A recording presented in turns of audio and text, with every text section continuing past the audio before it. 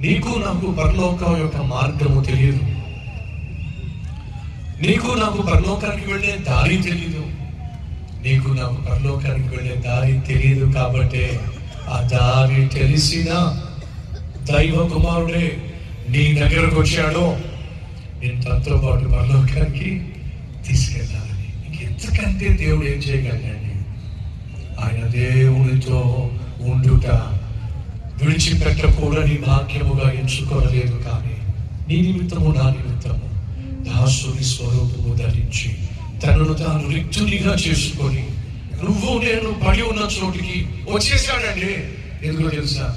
నువ్వు పడి ఉండకూడదని ఆయనను వెంబడించి పరలోకానికి చేరుకోవాలి. పరలోకానికి వెళ్ళాలంటే నువ్వు చేయాల్సింది ఏమీ లేదు. చేయాల్సిందంతా ప్రభు చేసేసాడు. ఆ ప్రభు ఇప్పుడు ఏం చేస్తున్నాడు అంటే నీ హృదయం బయట ఉండి తలుపు తడుతున్నాడు. ఎప్పుడైనా నా స్వరం విని నన్ను లోపలికి రాణిస్తే ఆచార్య నా తండ్రి పరలోకానికి రాణిస్తాడు. ఇప్పుడు నా ప్రశ్న, మీరు ఎంతమంది చచ్చిపోయిన తర్వాత పరలోకంలో కళ్ళు తెరవాలి ఆశపడుతున్నారు? చేసి చూపిస్తారా? చనిపోయిన తర్వాత పరలోకంలో కళ్ళు తెరవాలి ఆశించేవారు చేసి చూపిస్తారా? కొంతమంది చేయి చూపించారు. ఎందుకైనా మంచిది గిచ్చి చూడండి. ఉన్నారు, ఆల్రెడీ వెళ్ళిపోయారు. రైట్.